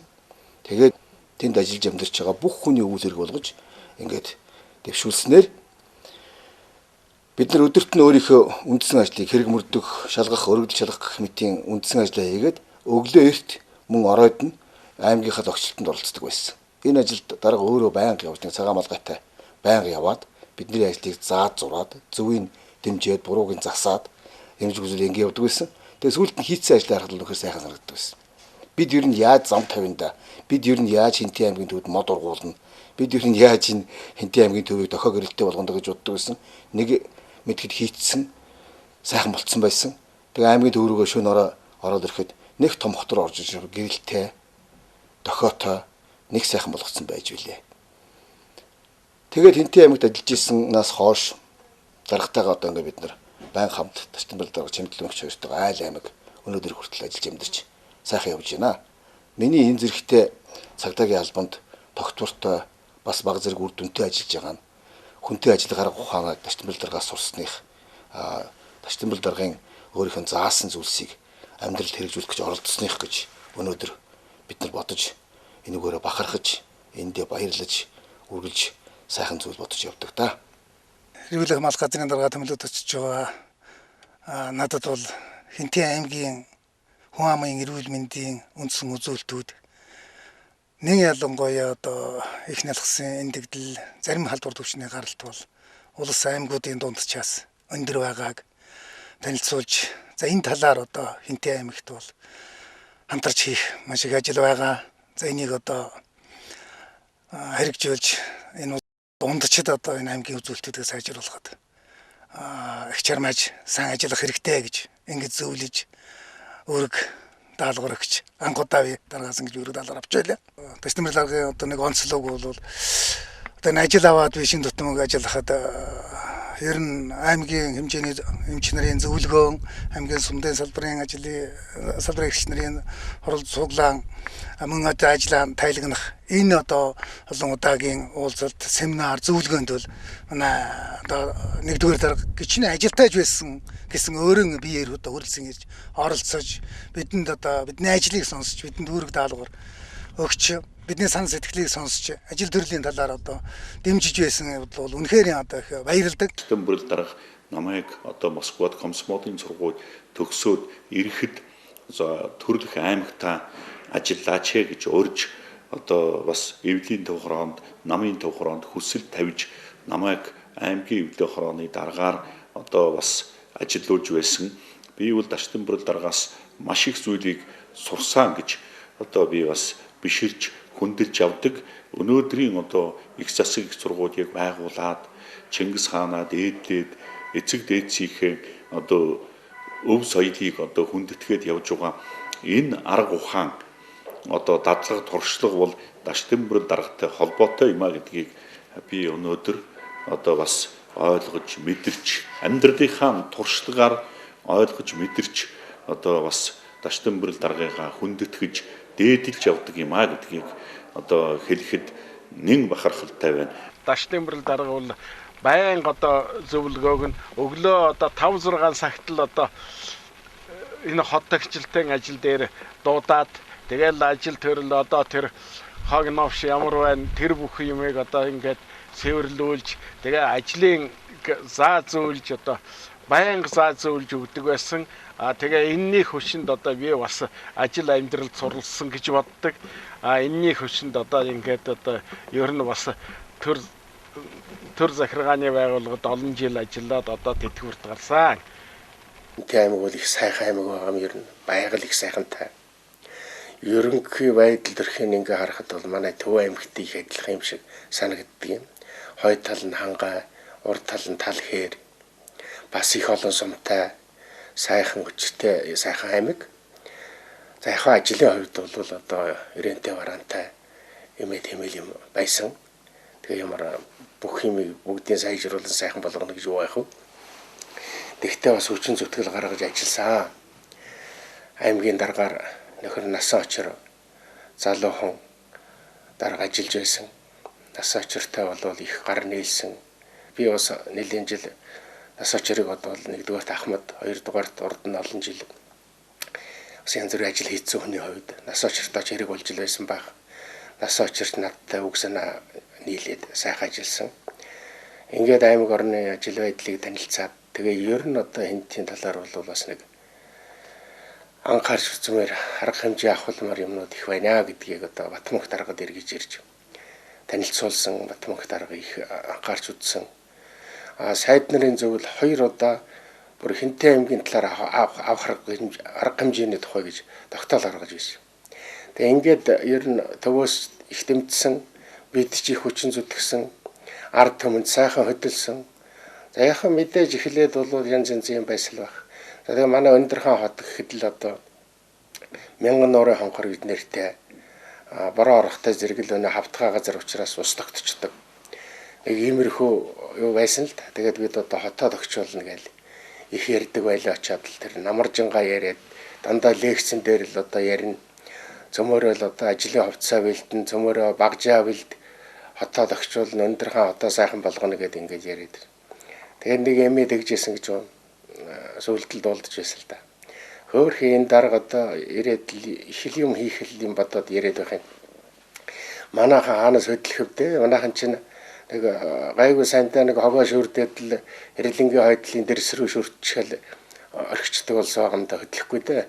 Урд нь ажиллаж байсан улсууд ямар тийм л ухаан бодол мотэл улсууд хаанаас байх вэ? Сайхан улсууд байсан шүү дээ. гэж байсан гэж байна. Тэгээд бид нар бол харин үнэхээр хот тогтчлтын талаар бол Өндөр хаан бүхэлдээ хөдөлсөн. Тэгээд одоо хавар нь дараагийн хавар нь ерөөсөө одоо 3 сар энэ дундуур байх талбай дээр бүр цагаан хоолой зоож угаад нээлт хийгээд аймгийн дарга одоо Суботногийн Төв Шатаавын дарга, албан газрын бүх дарга нар бол Салбар Шатаавын дарга. Ер нь үннээ хэлэхэд бол тэр үед бас хууль зөрчиж яхан бөрмөгдөхөн юм хийж явсал та. Бараг Өндөр хааныхын чинь 7 хоногийн 2 өдөр нь албан ажиллаа хийгээд бусд өдрүүд нь бол ерөөсөө тэгээ бүтэн сайдар амардаг. Тэгээд бусад ажлын өдрүүд нь бол Суботног хийждэг. Тэгээ оройн цагаар нэг 2 цаг хонтоорлоод Төвөөс одоо нэгсэн шаардсан бичиг баримт хариутай бичигнүүдийн хариу мариг өгдөг. За тэгэл бусд үед нь бол ерөөсөө дандаа хотогчлох ажил хийсэн. За тэгээ би одоо нуух яг үннэл хэлж суугаас тэр үед одоо аймгийн прокурор, аймгийн үйлдвэрчний дарга хоёртойгоо бас уулзраа ярьсан. Тэр хоёр ч нь бол одоо эсэргүүцэн л дээ. Нэгдүгээр тэр чинь хүмүүсүүдийг одоо амралтын цагаар намраахгүй хийх ёстой ажлыг хийлгэхгүй одоо Суботног хэлгэлээ хотогчлох ажилд зарлаа. Хууль зөрчлөөг нь прокурор эсэргүүцэн. Тэгээ прокурор үйлдвэрчний дарга хоёртоо учрыг хэлж байгаад нөгөө хоёрыг бас нэг их айхтар эсэргүүцэх хэрэггүй тохирч авч байгаа л. Ингээл дайрсан байгаа юм. За тэгэл эхлээд бол яг жаахан хэлтэй амтай байсан. Нэгэн талбай газрын даргандараа өөрснөө хариуцсан болохоор хүний гарах энэ төр нь амархал да тэгээд өөрснөө хариуцал гаргацдаг. Тэгэл одоо хөрөнгө мөнгөний талын юм нь бол насаачар маань зохицуулна. Би бас хотогчлоход аймгийн захиргаа яаж ямар хөрөнгөнөөс ямар аргаар яаж гаргадгийг би бас их зөвлөдөг байсан хуучин аймгийн дарга олон жил хийсэн хүний хувьд. Ингэж байгаад л Өндөр хаан хотоо сайхан тогтчулсан. Тэгээд бид сайд нарын зөвлөл үйлдвэрчний төв зөвлөлийн шагнал гэж энэ аймгийн хотуудыг тогтчулсан юунууд шагнал өгдөг байсан. Тэгээ Өндөр хаан хот бол шагнал авсан. За аймаг маань одоо тэгээ тарианогоо сайхан ургасан бас байгальчд итгэсэн малж өссөн. Ер нь одоо үндсэндээ тэнд ажилласан хугацаанд чинь сүүлийн 3 жил нь бол одоо мал өсөх төлөвлөгөөгөө дандаа биелүүлээд бүр сүүлд нь бол 5 төрөл дээр нь биелүүлээд ингээд одоо 4 газрын диплом мөнгөн шагналаар шагнагдаж өндөр хаан хот маань шагнал авч аймаг орны маань хүмүүсийн ам яриа өөрөө их сайхан болж ингэж л байсан. Тэрээр Төв аймгийн дарга байхдаач манд ширгээний хийдийг сэргээх түүх дурсгалт газруудын соёлын үеийг хадгалан хамгаалах ажлуудыг олон удаа зохиожээ. Харин хан хинтэд Төв аймагт тохиолддог нэг л аимшиг зүйл байлаа. Тэр юу вэ гэвэл аль 1939-с 45 оны дайны үед өндөр хан хотод ард талын зэвсгийн томоохон агуулга байснаас болж ямар нэгэн шалтгаанаар гээгдэж хаягдан булагдаж дарагдсан тэсэрч дэлбэрэх зэвсэг аюул учруулж хэд хэдэн хүний амь насыг авч одсон удаач бий. Мэргэжлийн байгууллагуудын тусалцаатайгаар мэд эсрэх бөмбөгүүдийг аюулгүй болох ажлыгч энэ тэргуунд зохиожээ.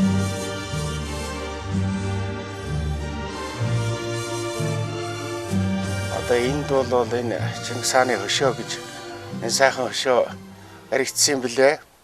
За энэ хөшөөг бол Чингис хааны мэндэлсний 800 жилийн ойгоор одоо тэр үед намын төв хорооны нарийн бичгийн дараагаар ажиллаж байсан төмөр очиргой Чингис хааны 800 жилийн ойг тэмдэглэх бас тэр алба хамсыг хариуцж байсан юм шиг байгаа юм.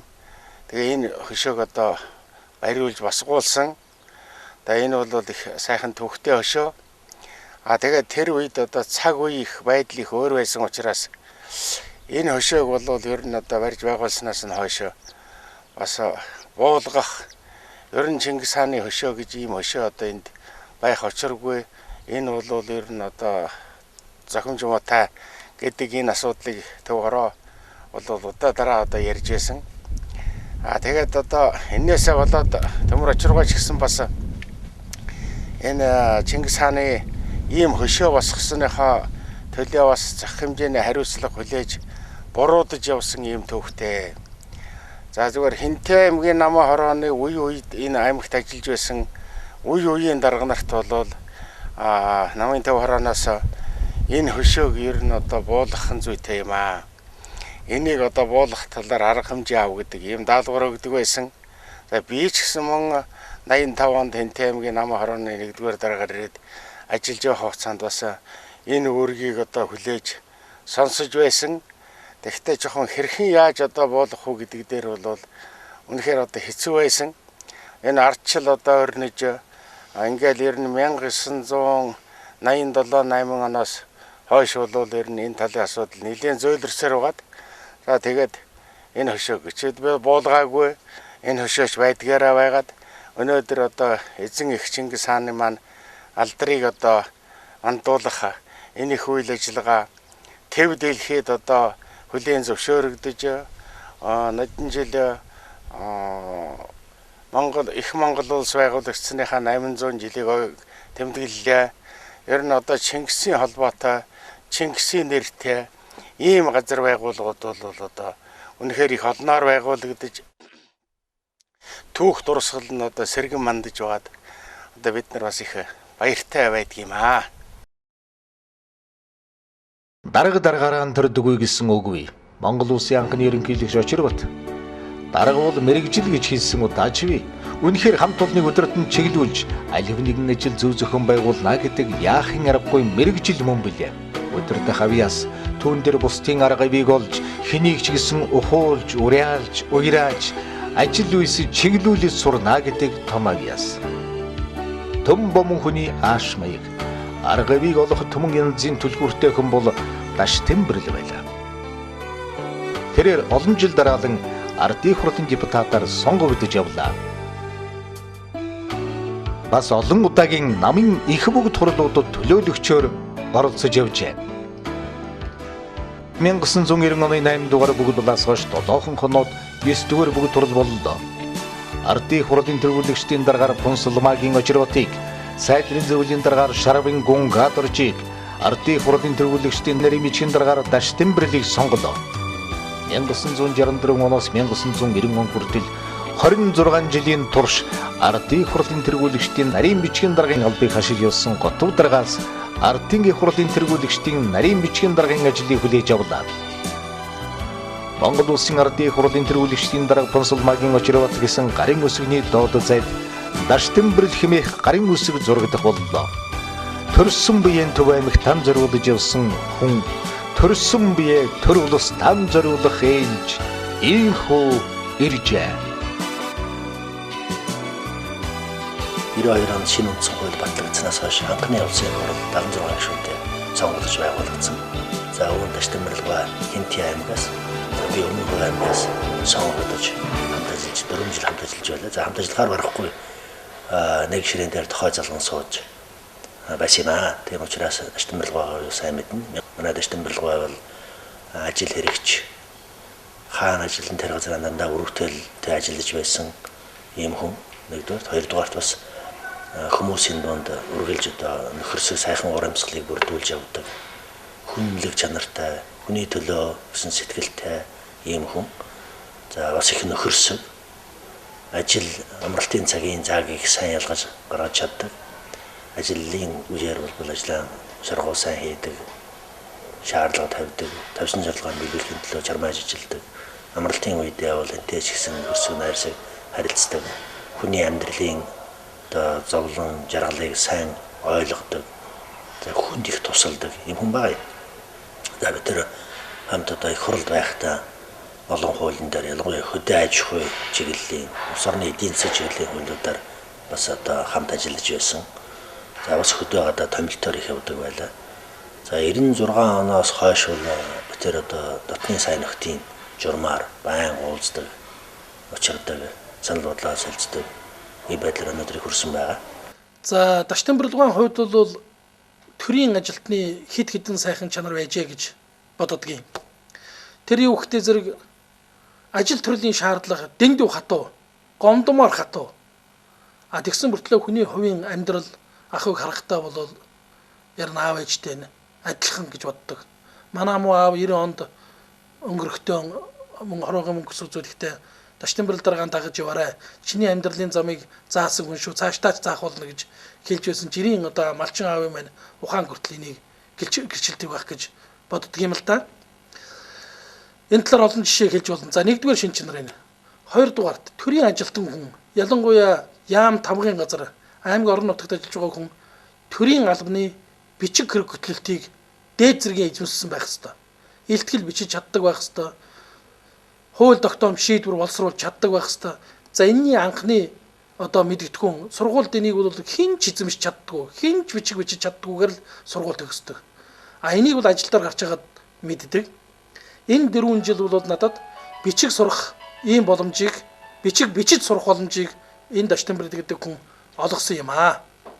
Үнэхээр 90-с 92 он хүртэлх энэ одоо 2 жил бол маш хүнд он жилүүд байсан. Нарийн бичгийн дарга ардын их хурлын тэргүүлэгч нарийн бичгийн дарга байсан үеийн одоо улс төрийн нөхцөл байдал, шинэ хуучны зөрчил юу болж байсныг нийгэм тэр яра мэдэрч байгаа. Монгол улсын түүхэнд анх удаа ерөнхийлөгчийн институт бий болж анхны ерөнхийлөгчийн анхны тамгын газрын даргаар Даштанбэрлийг томилсон явдал бол энэ бол бас тохиолдлын хэрэг биш. Гарцаа байхгүй энэ хүнийг үнэлсэн үнэлэлт гэж боддог.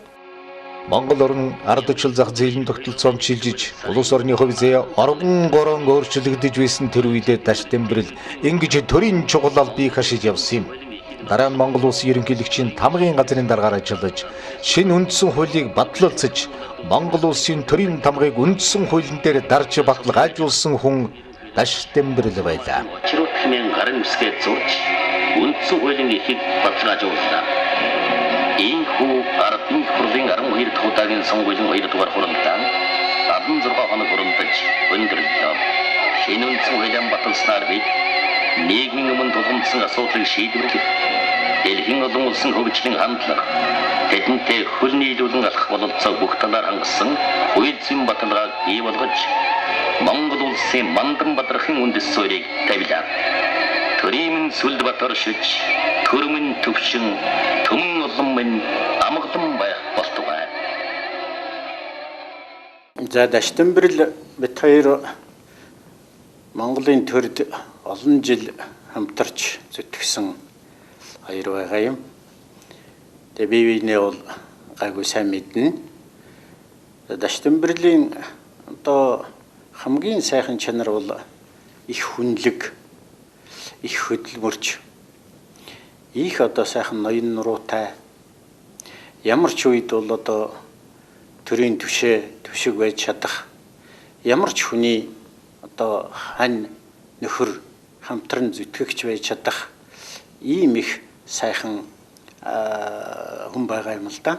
Даштанбэрл бол тэрл дагуу энэ аж ахуйн ажил Монголын эдийн засгийг хөгжүүлэх асуудал дээр их анхаардаг. Тэгээд ч одоо энэ их мал аж ахуйтай, газар тариалантай аймагуудын нэг удирдах явсан болохоор Монголын эдийн засагт аль ч салбарт нь ер нь оролцож одоо явсан хүн л дээ. Тэгээд одоо хувь заяаны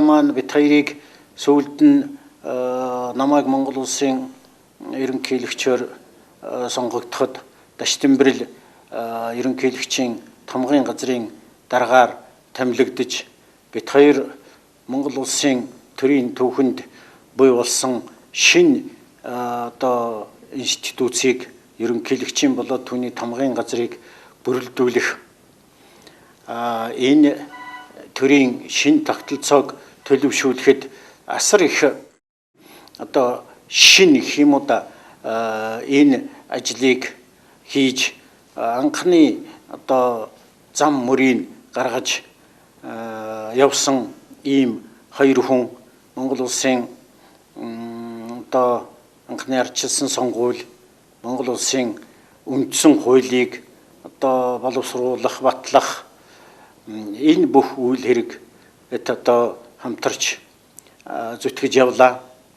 Тэгэхээр ер нь энэ их амаргүй хүнд үед төрийн энэ шинэ институцийг төлөвшүүлэхэд Даштанбэрл шиг одоо нуруутай төрийн ажлын асар их одоо туршлагатай дэлгөөн сайхан ийм хүн байх явдал бол байсан явдал бол уг асуудлыг өнөөгийн төвшөнд хүрэхэд анх суурийг одоо маш зөв гаргаж өгсөн ийм хүн байгаа юм. Тэгээд Даштанбэрлийн бас нэг сайхан чанар бол ер нь одоо нэг тийм үзэл бодлоор ялгарч онцгойрохч байдаг юм уу? Намчрахах гэж одоо зарим хүмүүс ярьдаг. Тийм одоо зан аран шин бол Даштанбэрлд байхгүй. Даштанбэрл бол ер нь одоо Монголын ард түмний төлөө л Монгол улсынхаа төлөө л одоо дарь базар шиг л шулуун шудраг явдаг л хүн л дээ. Даштанбэрл бол ер нь өөрөө манай энэ орчин үеийн Монголын улс төрд өөрийгөө үзүүлсэн ийм тууштай улс төрийн хүндтэй, туршлагатай, нэртэй одоо ийм зүтгэлтэн байгаамаа. Монгол ардын хурцлагт намайг улс төрийн талаар хүнд байдалд орсон нөхцөлд намайг удирдах зөвлөлийн дэргэд намайг Ахмадын холбоог байгуулсан. Үүний хоёр дахь ерөнхийлөгчөөр Даштанбэрлийг бид сонгосон юм. Энэ бол их онсон зөвлө гэж би үздэг. Намайг Ахмадууд бол нэг тийм чиглэсэн онсон газаргүй нэг тиймэрхүүл хэсэд явдаг байсан бол өөрийн гэсэн амралттай бол энэ богино хугацаанд сайхан амралт бий болж одоо намайг Ахмад гişүүд бол тийшээл бүгд одоо хошуурч байдаг боллоо. Энэ дээр бол нөхөр Даштанбэрл их ухаан зарсан, их зориг гаргасан. Одоо намайг Ахмадуудыг бас нэг айтайхан цаг өнгөрөөх, уулзах учрах, ярих хөөрнөх, тоглож наадах, бас бие чирэгжүүлэх, эрүүл мэндэ бас үзүүл харуулах нэг ийм айтайхан орон байртай болгож байгаа юм байна. Цаашдаа бол хийх гэж байгаа авах гэж байгаа хэмжээ бас олон байд юм байна. Даштанбэрл даргын талаар боддог нэг юм бол энэ хүн Монголын хоёр аймгийг удирдах байсан. Дэж удирдах газар аймаг тэгээ намайг хороо. Энд бол хоёр хэцүү аймгийг удирдсан. Төв аймаг гэдэг бол хотын дэргэд олон газрын элдв шалдвын хүн цугласан олон сумтай, олон аж ахуйтай үр тарианаас ахуулаад улсад маш их хариуцлага хүлээдэг ийм аймаг. Энийг бол одоо их эвтэйхэн сайн удирдсан нутгийн хүний арга ухаанаар ерэн тэр олон хачин хүн байгууллагуудын учрыг их сайхан олж ийн гэж боддог байсан.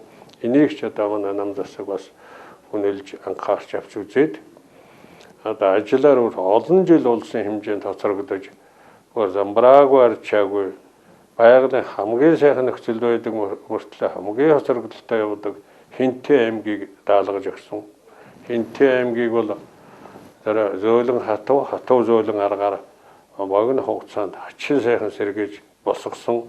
Хинтээ одоо бас гайгүй явж байгаа бол тэр Дашинбэрлийн удирдах байсан үеийн ажлыг инерцээрээ явж байгаа гэж би боддог. Төвийн аймгийнхан одоо Дашинбэрлгайг бол үнэхээр одоо хүндэтгэж явдаг. Манай аймгийн нутгийн зөвлөлийн одоо зөвлөхөр одоо ажиллаж байгаа. Бид нар одоо байнга хүндэтгэж явдаг. Одоо хэдийгээр одоо тэтгэвд гарсан ч гэсэн Монгол Ардын Хувьсгалт намын Ахмадын зөвлөлийн ажлыг одоо толгойж ажиллаж байна. Тэр байтугай сая намын одоо 25 дугаар их хурлаар одоо намын удирдах зөвлөлийн гишүүнээр сонгогдлоо. Энэ бол одоо тухайн өөрийнх нь эд ажиллаж явах үед улс төрийн одоо төвчөө гэж ямар байгууллага байлаа. Тэнд ямар хүн ордог байлаа. Тэнтэн жишиж үзвэл өнөөдөр Дашинбэрлгай маань одоо энэ намын улс төрийн төвчөөний гишүүн болсон байна. За энэ бол зүгээр нэг одоо Дашинбэрлгайг харсан хүн. За энэ үнийг л одоо төлөөл болгоод оруулчих гэж огт бодоогүй. Бас олон талыг харж нам төрийн ажлын туршлага, нийгэмд одоо оруулсан хувь нэмэр одоо энэ бүгдийг бол үнэл цэгнэж бас одоо энэ хүний одоо болцоо нөхцөлийг ашиглах, оюун мэдлэг, дадлага туршлагыг одоо ашиглаж одоо үр дүнгийн одоо үзэх ийм зорилгоор одоо энэ нэрийн дэвшүүлж ийм одоо бүцүүрлэлтүүд оруулж байгаа гэж ингэж бодож байна. Монгол Ардын Хувьсгалт намын дэргэдэх Ахмадын холбооны тэргүүн Дашинбэрлгай бол ажил амьдралын асар их туршлагатай. Удирдах ажилд олон жил ажилласан, өөрийн гэсэн хуримтлаг, туршлага цуглуулсан манай намын шилдэг одоо Ахмадуудын нэг байгаа юм. 2005 онд бол Дашинбэрл дарга манай намын дэргэдэх Ахмадын байгууллагын тэргүүнээр сонгогдсон. Түүний дараа би Монгол Ардын Хувьсгалт намын дарга болж намын дарга болсноос хойш бол Дашинбэрлгай бит хоёрын хооронд ажлын уялдаа холбоо улам бүр их одоо нэмэгдэж одоо байнга уулзаж байнга энэ төрийн бус байгууллагын талаар намынхаа ажил амьдралын талаар саналуудлаа хуваалцаж байдаг юм аа. Манай намын дэргэдэх Ахмадын байгууллага бол олон 10 жилийн туршид улс орныг удирдах явсан улс төрийн төвчөөний гишүүн, нарийн бичгийн дарга, яам тамгыг тэргүүлж явсан ийм хүндтэй төрийн ажлын асар их туршлагатай олон хүмүүсүүдээс нэгдсэн, бүрдсэн ийм одоо төрийн бус байгууллага байдаг. Тэд намынхаа ажил амьдралын талаар байнга санаа зовж, засгийн газрын үйл ажиллагааны талаар бас тодорхой санал шүүмжлэлийг өрнүүлж бид ойрхон уулзаж ингэж ажилладаг. Энэ бүгдийг бол манай Дашинбэрл дарга зохион байгуулж, энэ зохион байгуулалтанд оруулсан арга хэмжээнийхээ үр дүнд бас Ахмадуудынхаа хүрээнд тодорхой ажлуудыг хийж, намдаа засгийн газрын ажилдч тэр тодорхой хэмжээгээр тус нэмэр болж ажиллаж байгаад нь би бас хувь хүний хувьд, намын даргын хувьд, засгийн газрын тэргүүний хувьд бол ихэнхэн талархалтай байдаг юм аа. Ийхүү төр засгийн удирдах албанд олон жил осол эмнэлгүй ажиллаж, түмэн олны итгэлийг хүлээн төрөв ярилцаж, ардчлал шинэ жилийн тогтолцоонд эргэлт буцалтгүйгээр оруулсан эрхэм гавьяатны нэг нь Дашинбэрл өнөөсөө мөн. Төрийн албан зүтгэсэн түүхэн гавьяаг энүүлэн алтан гадас хөдөлмөрийн гавьяаны улаан тугийн одон болон Сүхбаатарын одонгоор энэ хүнийг нялаажээ. Тэгтэл бас Монгол улсын малын гавьяа дэмжигсэн эрхэм хүндэт алдар цолооч олгожээ. Тэрээр өдгөө Монгол Ардын Хувьсгалт намынхаа 25 дугаар хурлд төлөөлөгчөөр сонгогдож, намын баг хурлын гишүүн, удирдах зөвлөлийн гишүүн болж бас ч үгүй өтөл буурал ботлон намынхаа төлөө зүтгэсэн Ахмадуудын гам тэргүүлэн ажиллаж байгаа нь хийж дадж ирсэн ажил үйлээс хизээч хоцрогддоггүй авьяас тэтгэврт гардаггүй тод жишээ билээ. Би одоо энэ хантайгаа ханилаад битэрч 50 гаруй жил болж байна.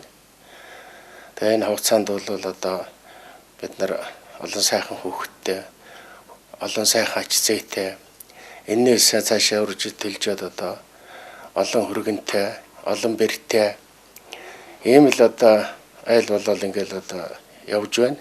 миний хүүхдүүд бол бүгдээрээ сургууль соёл төгссөн, цөм гадаад дотоодын одоо дээд боловсрол эзэмшсэн, янз янзын ажил алба хийж байна. Бизнес шийдэл байна.